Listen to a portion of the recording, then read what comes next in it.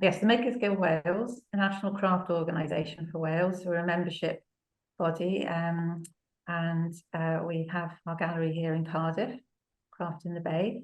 So we have 90 guild members currently across all the different craft disciplines.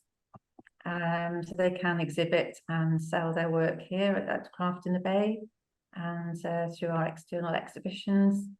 Founded by Molly Curley, who's a potter. As I was saying, we have our gallery Craft in the Bay. It's an historic building, so it has a grade 2 listing. It's an old photograph there showing the bay as it used to be. And so the structure is all the original structure. We do take applications for membership. If you're living and working in Wales, you can check out our website for information about how to join the guild. And there's a list there at the bottom of a few new makers. There's some of the shots showing the inside of the gallery space and some workshops and things, and the sorts of events that we have going on throughout the year. Work with young people on projects, schools and community groups. Young carers is an ongoing project. And these are some of our, just a few images I thought to start off our talk, showing some of our past exhibitions, some highlights. Solo exhibitions and group shows, curated often by the artists themselves or co-curated with the gallery. Sometimes Arts Council Wales funded or funded from another source. We take touring exhibitions from other galleries as well, like Rithing Craft Centre. Standing still, so that we have, sorry, whizzing through, they're going very fast these times. I think I was worried about it taking too long, but yeah, so just some examples. It's a glass exhibition that as we were coming out of COVID, obviously that was a difficult time for us all. And then this year we've had, most recently, the print show, Rauni's wonderful exhibition that she'll be talking about in a moment. And then coming up, Christmas show, of course, and a few other events. So that was a bit of a flying visit through, through Craft in the Bay. But we're here really to talk with Rauni about her work. So I'm just going to pass you over to Deborah Pocock, who's the Chief Executive of QEST. And we've worked with QEST in the past on wonderful exhibition, Pattern Line Form with Laura Thomas. So thank you, Deborah and Louise from QEST for this opportunity to talk about this show. So I'll hand over to you, Deborah, and Rauni's sitting right next to me. So I might slightly move off screen the next bit. But yeah, thank you, Deborah. Okay. Thanks so much, Charlotte. Yeah, we've enjoyed a long-standing relationship with Makers Guild Wales, as you mentioned. Pattern Line Form last year, curated by yourselves and Laura Thomas. So, and we're really grateful for the opportunity to talk to everyone today. And of course, to celebrate Rauni's first solo show. Yeah, really exciting. So the show, I mean, we should say that if you are anywhere near Craft on the Bay, you need to go. It's open 7 days a week, 10 till 5, and the show is open until the 29th of October. So we're going to have a little sneak peek in a little while. But if you are in the area, do go along and see the show. So congratulations, Rauni. Yeah, really exciting. I should say that Rauni is a QEST scholar, and I think quite a few of you on the call today that I can see are QEST scholars also, and QEST, just briefly, is a charity that supports the training and education of craftspeople, and yeah, Rauni is an extraordinary example of one of those extremely talented people to receive a scholarship. So yeah, so Rauni, tell us about Rauni. Tell us about you, and why and how this exhibition came about. What were your influences? What was the inspiration? Well, I am a silversmith. I'm based in North Wales, so I started my business in Snowdonia area, Eryri nowadays, National Park. I've had my workshop there for just over 25 years, and I'm very inspired by the landscape. Basically, I spent a year in Birmingham and finishing off my training. So I did most of my training in Finland. I'm half Finnish, and I took the opportunity to study over there. I finished off in Birmingham and a year in the city. Like, nothing against Birmingham, but I'm not a city girl. So after that, I just studied for the hills. And I rocked up in North Wales, and it wasn't necessarily going to be permanent, but it just got under my skin, and I'll be carried away feet first now.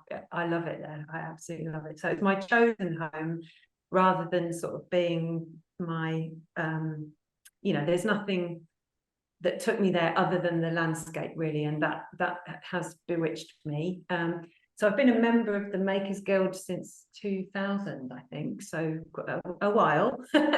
And yeah, Makers Guild in Wales is one of those communities that I like to get involved in communities, partly because I live in the middle of nowhere and it can be a bit kind of isolating, I guess, if you don't get involved in communities. So I do get involved in communities. So it's just I was invited to take part in the exhibition, and well, it kind of came about through Laura Thomas, also QEST scholar. So anyway, here we are, and I got this huge space to fill, and just an opportunity to tell whatever stories I wanted to tell, really. So I figured out what were the most important messages. So it's kind of arranged in chapters, which I think we'll come on to. But all of my work is basically, much of my work is commissioned. So a lot of pieces are commissioned, and they're often for celebration or commemoration.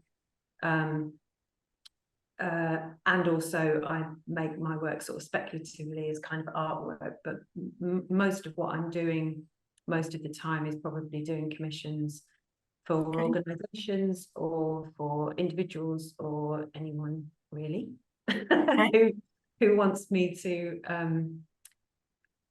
encapsulate something in silver for them. That's what I try and do. Okay. So before we you can talk us through the thematic elements of it. But should we have a little sneak peek? Yeah, Lou, thank you. So this is a film of a very swift walkthrough, and I'll just talk you through it, but you can watch this. There'll be a link to watch a high-res version of this in the chat. So if you want to see it more properly, please do. So we come into the show, and immediately you can see the Henley Royal Regatta Trophy, which is a Prince Philip Challenge trophy from 2021. And then on the left, there's an area where you can engage with virtual reality and augmented reality versions of the Liverpool Processional Cross, which was, this is the augmented reality. So I don't know if you can see, it appears to be standing in the gallery, but this is a screenshot through a mobile phone. So people can make it appear, conjure it in the gallery using a QR code. It's all, I'm not responsible for the technology. You won't be surprised to hear I hit things with hammers. But there are some hammers. There are some hammers, yeah. So the first chapter is the power of practice, and I just really wanted to show what goes into the finished piece is a huge amount of unseen practice. And then the second chapter is passing on skills. So on the left here, there's a cabinet of Rebecca Oldfield, who is a young silversmith who's also a member of the Makers Guild, who I've taught quite a lot. And the passing on skills is told through a project called the John Cussell Memorial Fund, where Tony Bedford, my greatest mentor really, taught myself and 3 other silversmiths, and we then passed on those skills, and in memory of his friend John Cussell, who was a great silversmith. And then it's illuminating commissioning. So this is sort of showing a bit of the background of what goes into commissions. These are some smaller scale commissions. That's some cutlery I did years ago and then made a massive set as a commission. Then it moves into artworks. So these are sort of self-generated kind of speculative work. And these pieces are some boxes I'm making 25 unique boxes to celebrate my 25 years in business so far. So there'll be 25 pieces numbered. And this is sort of ancient history, represented by some pieces that actually there's pieces dating back to evening classes before college there. So I thought I'd expose the naivety and through to hopefully to encourage people to just keep going, really. And then that was my chalk stones pieces, which are like the most recent body of work, which is quite personal. I'm a rock climber, and that's all inspired by chalk stones getting stuck in crevices and close observation of wild places halfway up cliffs. And then the quest for development, which is something I've kind of found really important throughout my career. So it's all very well when you graduate, you're still at the beginning, really, I think, and a lot of people feel that, but I just wanted to kind of shine a light on that. And I've just tried to continue, well, I have continued to learn and develop and work with anyone who'll have me, you know, for them to be in their workshop or go on courses at least every 2 years since I graduated, at least, and I continue to do that.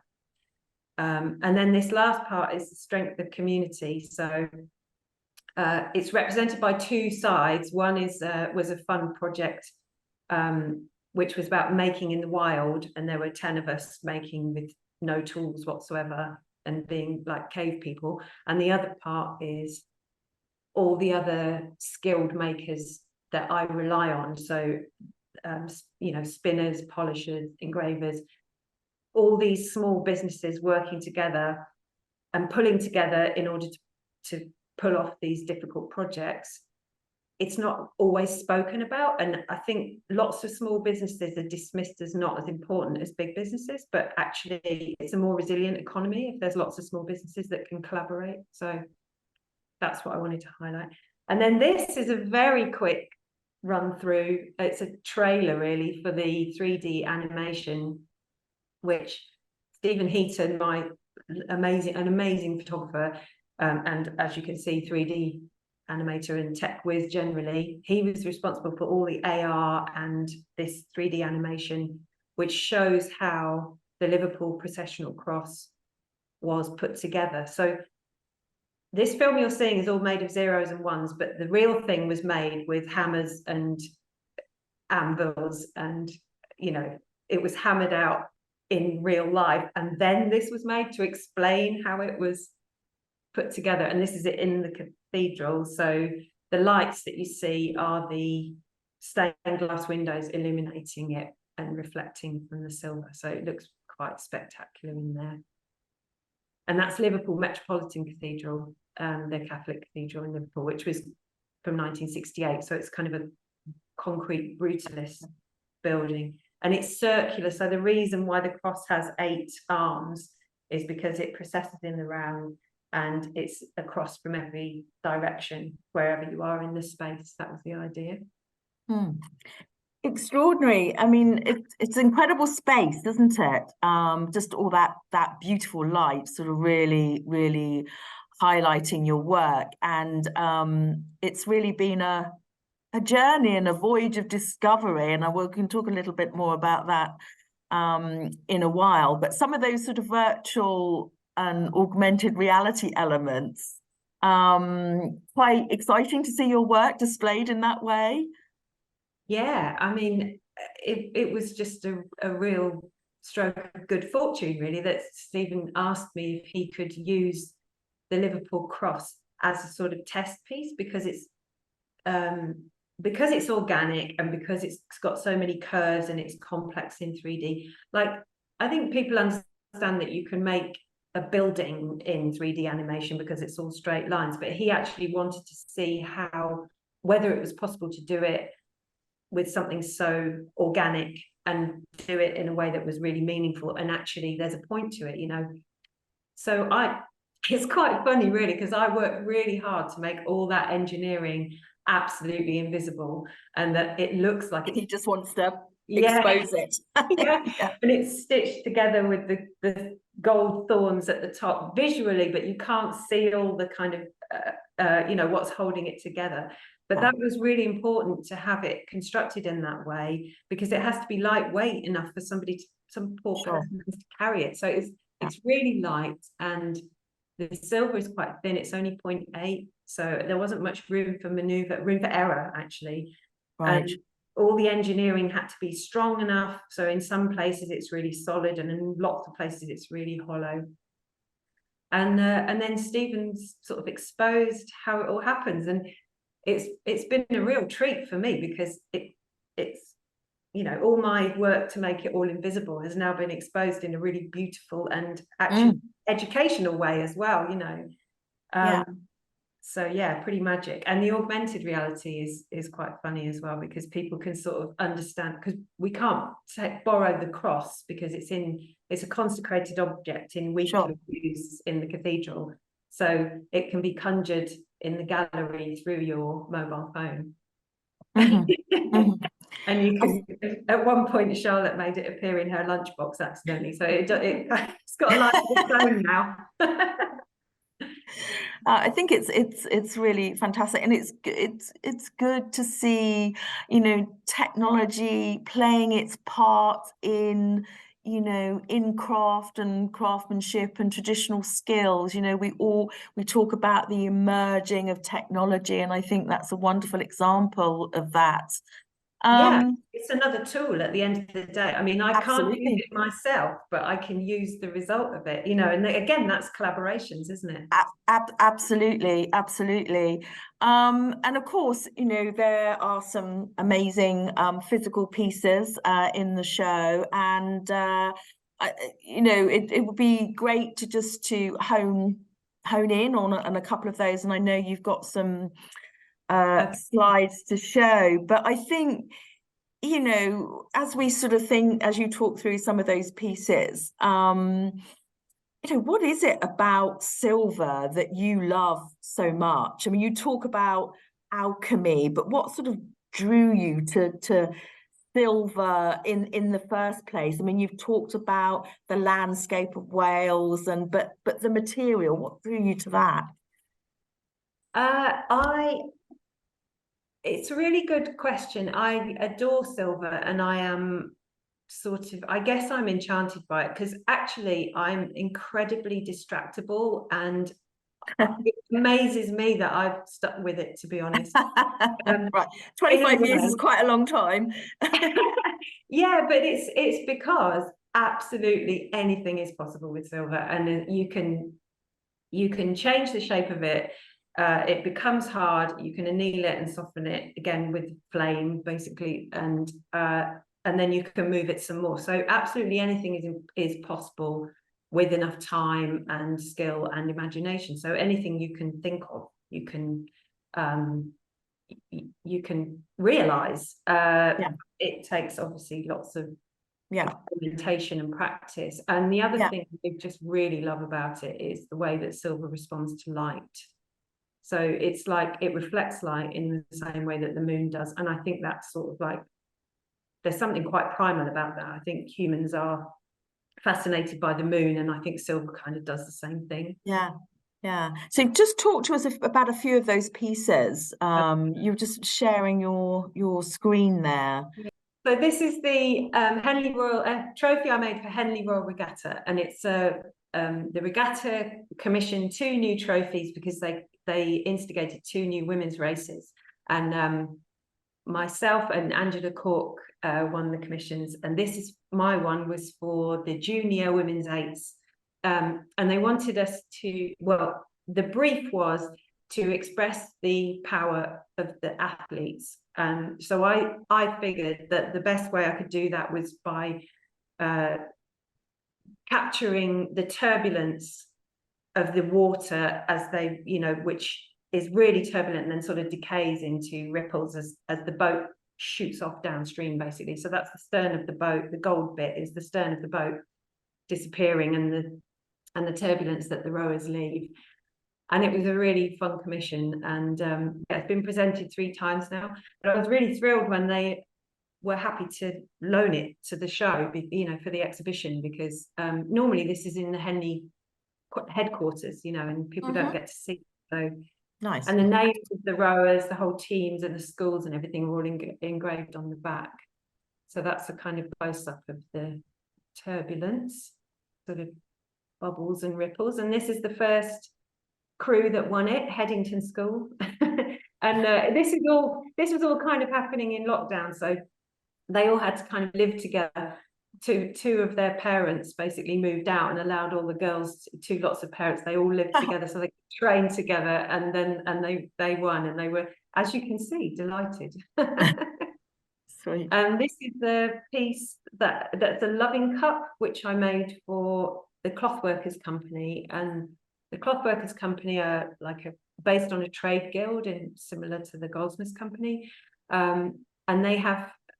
So a loving cup is like a secular version of a communion cup. So it's for sharing wine, and it's passed in a sort of ceremony in dinners.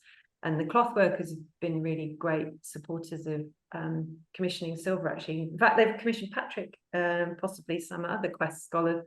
And it was a real favourite piece. And it was based on the teasel head, seed head, because that's what the Clothworkers used to use to finish fine cloth historically, so that it's kind of the bracts of the seed head. And that's in the show. It's kind of like, it's quite a big thing. It's like 35 centimeters, holds a good quantity of wine. And this was a piece, this isn't actually in the show, but it's in the museum in Cardiff. So this was kind of, it came as a result of working with the Arts Council of Wales. Arts Council of Wales supported the show, as Charlotte said, but they also have a really great model of funding artist development in Wales, which I think could do with spreading, in my opinion, where it's kind of over time, people, it's not. It sort of allows for incremental development that kind of builds from small beginnings and works forward. So this was really a major award in 2016. I got Creative Wales Award, and I made a piece which included this one for the museum. And it was a chance to be a bit more arty and a bit less functional, because a lot of my work is sculptural, functional, and this was, because it was for a museum, it could just be indulge the art. And it's about glaciers, and glaciers being dangerous places where everything is crumbling and in flux, and see, that's to do with climate change. And this is just a smaller scale commission. So these are drinking cups. I do quite a lot of drinking cups, so quite a lot of silversmiths do, because it's a lovely way to have a personal piece of silver that you can really enjoy on a daily basis. So this was a commission for a beaker that was like a what do you call it, like a retirement gift from a company. Well, standing down from a board, so the company paid for it, but the guy, my lovely client, just got whatever he wanted. So it's a beaker with a coaster, and it can also work as a lid. Really beautiful. And this is a cross between a commission and my sort of self-generated artwork, really, which was commissioned by the Pearson Silver Collection, John Andrew, who's an amazing chap who has a huge collection of contemporary silver and is a massive supporter. And he he loves boxes, so I made this box. It's quite substantial size thing, and it's got 2 hinges, and again it was based on the Chockstones idea, but I wanted to put double hinges so that when you open it you kind of see into the secret world inside where all the stones have fallen through the cracks. So that was sort of hot off the press, you know, the week before the show opened, obviously. Yeah. Great. And then this is a bit about my QEST journey. So I don't know if you want Yeah, to I think it would be lovely. I mean, I think, you know, that you such an immense you know, collection of things that you've made, and I think, you know, everyone is really intrigued about some of the processes that you use and the training. You know, we've already established that, you know, the exhibition is about your journey, and yeah, it would be good to understand a little bit more about that and some of the training that you've been on, and why that training is so valuable. You've already sort of hinted at it. You know, it's a constant learning. You know, you've never learned everything you could possibly learn. You know, it is a constant evolvement. Yeah, so perhaps we could delve into that a little bit more. This looks fascinating. Bashing things. I love the principle of bashing things. That's what I do, bash things with hammers generally. So yeah, I suppose it's part of the thing of how it is possible to not get bored, is that there is also or distracted, that there's an end, that you literally could spend a lifetime learning silversmithing and you would not even touch the sides. So it's another reason why the passing on skills is so important. But definitely, but it's not really being transmitted at the level it needs to be transferred skills. So I've kind of been quite involved in getting proactive about that, and not only upskilling myself but trying to pass on as much as possible and work with other people who are, you know.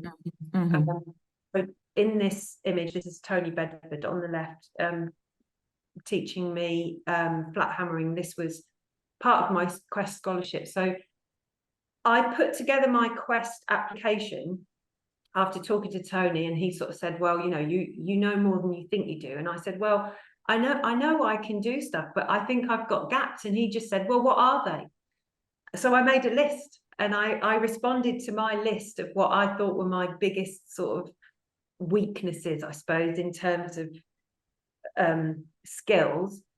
And I chose, I sort of designed my own training based around that. And one section of it was working with Tony Bedford, and flat hammering trace sinking is a sort of becoming a highly endangered art.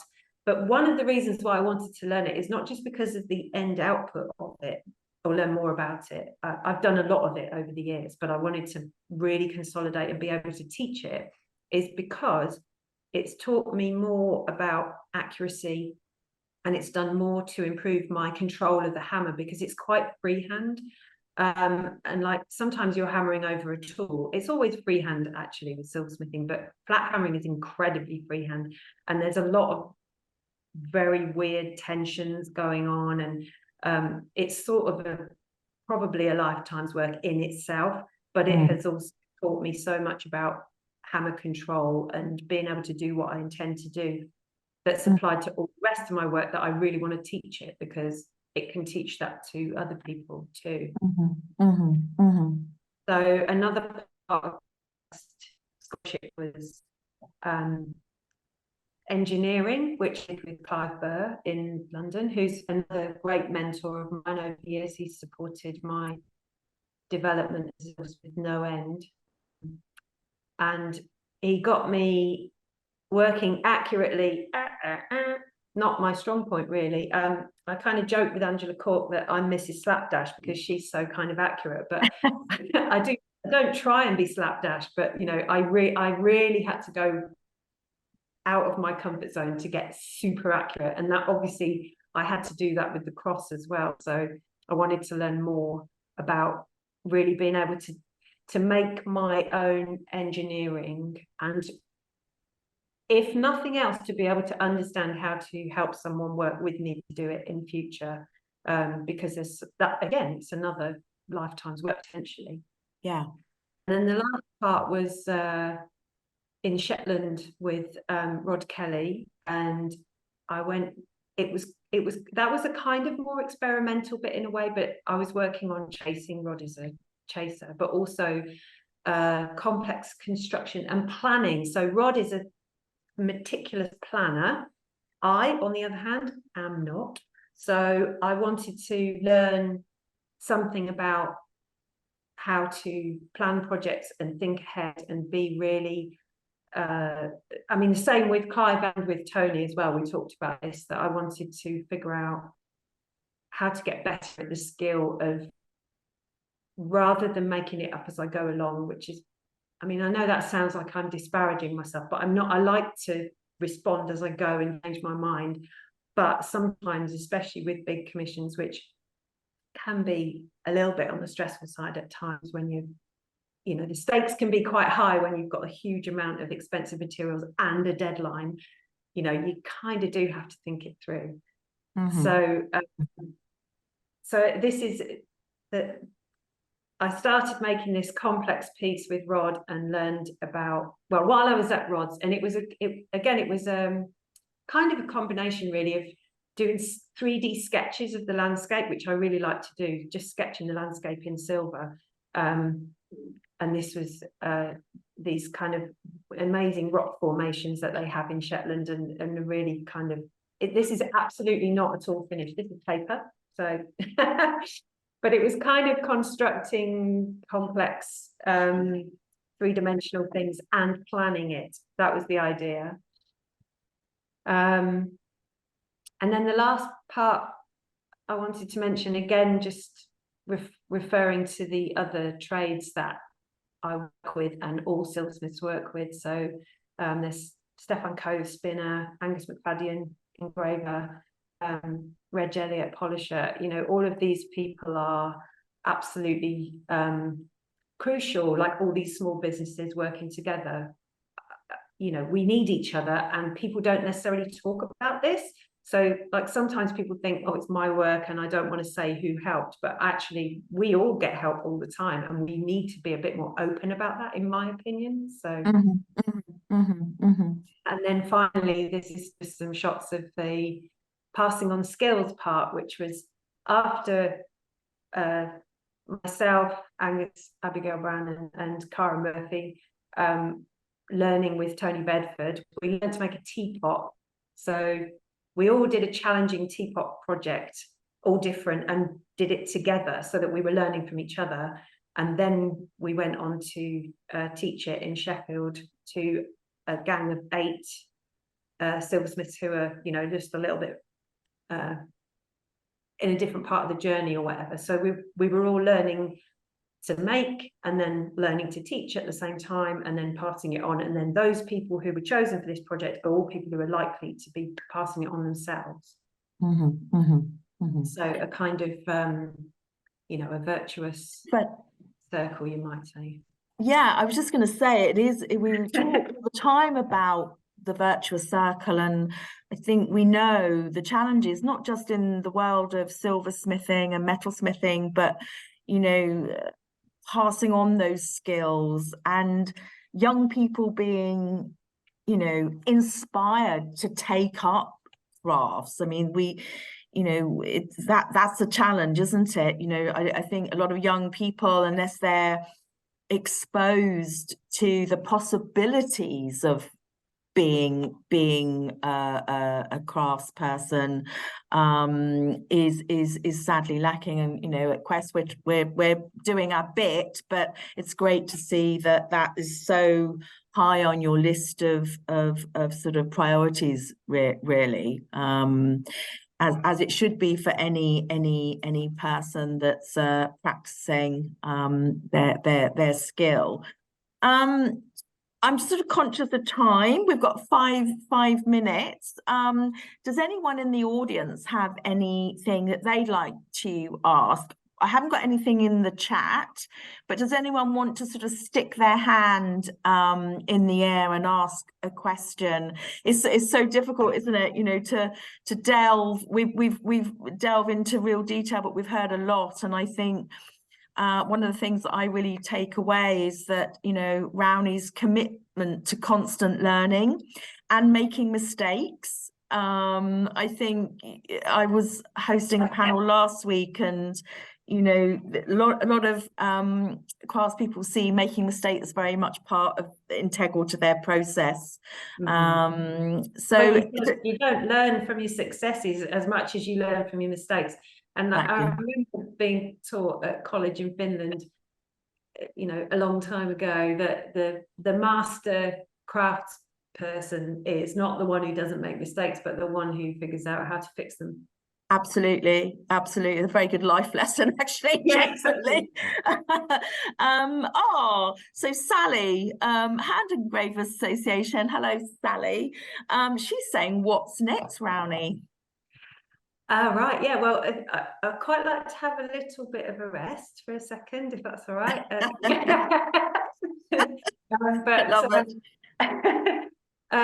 I've got a few interesting things going on, actually. One is I've got a big idea, which I'm sort of, should I talk about it or not? Yeah, just get it out there.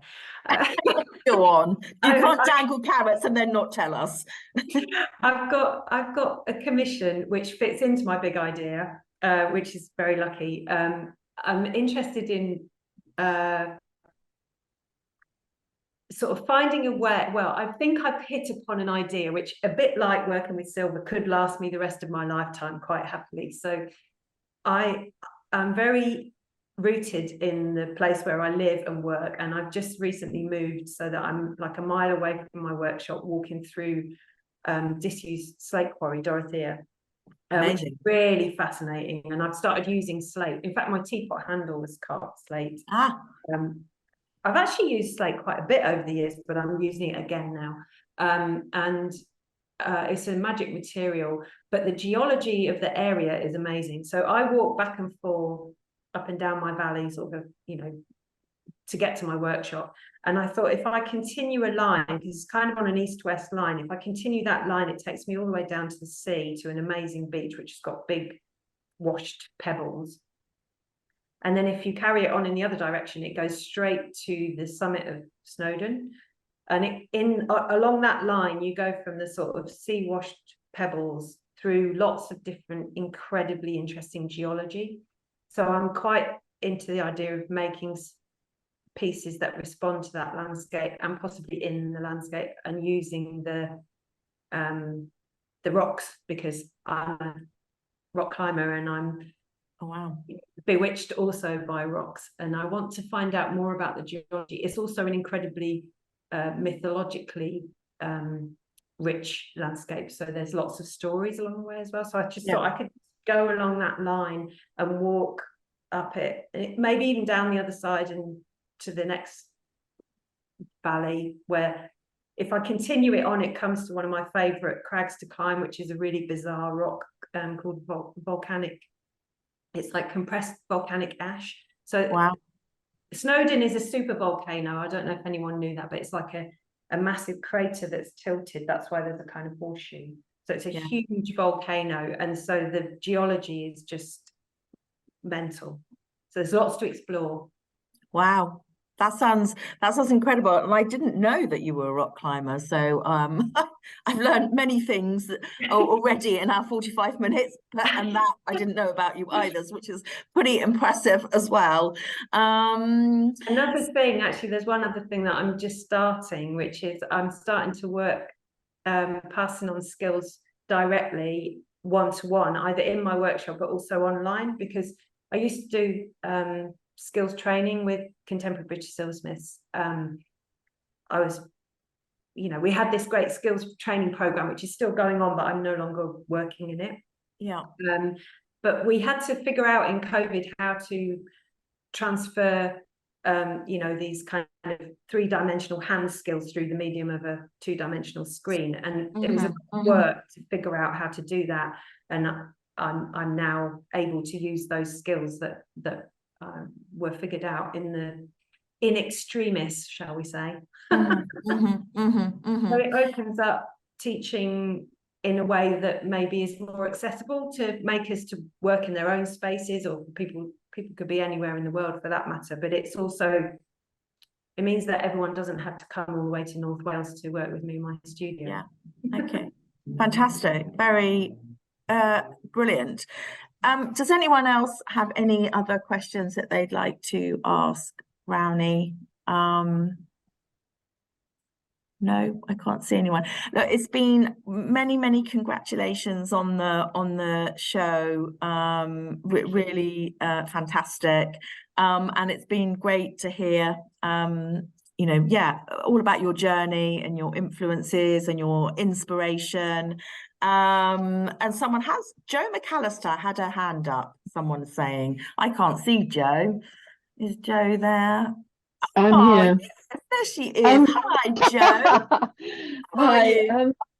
I'm good, thank you. It's been great listening to all this and seeing all this. I'm just wondering, Rauni, have you got any gaps left, or do you need to make another list? Have I got any gaps? Oh, in my Gaps skills? left. Oh, of course. Yeah. I mean, oh, endlessly. Yeah, I'll probably So- try the old list technique again, because normally I just follow my nose, but actually making a list was really effective. So yeah, perhaps it's time to make another list. I think I'm going to And then pinch figure that. out who I want to work with. I mean, you know, I'm not going to run out of people that I want to learn from any more than I would run out of ideas, you know. They don't stop, do they? It's like it's endlessly you know, one thing leads on to another, I suppose. Yeah, absolutely. Well, it's fantastic that you're still saying that after 25 years, a never-ending journey. Thanks so much. Thank you, everyone, for joining us over this lunchtime to Makers Guild Wales again. Thank you very much for the opportunity. Yeah, really enjoyed it. Rauni, thank you so much. You are an amazing inspiration. And yeah, look forward to seeing you soon. Thank you. Have a good afternoon, everybody. Thank you.